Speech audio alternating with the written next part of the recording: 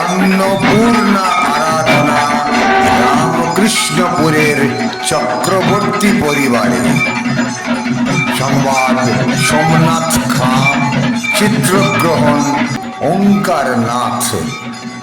রামকৃষ্ণপুরের শ্রী গোপাল চক্রবর্তী একাধিকবার রাজ্য ও জাতীয় চ্যাম্পিয়ন হয়েছেন ভেটারেন টেবিল টেনিস খেলোয়াড় হিসেবে।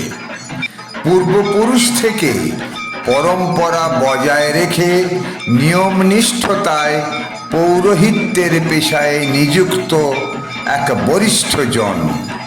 রামকৃষ্ণপুরের ঐতিহ্যবাহী বসু পরিবার, কালীবাবুর বাজারের ভূপতি ব্যানার্জি পরিবার ও বিত্তবান ধনাঢ্য বনেদি পরিবার ছাড়াও পাড়ার এবং অঞ্চলের বিভিন্ন বড় বড় পুজোয় পৌরোহিত্য করেন চক্রবর্তী মশাই।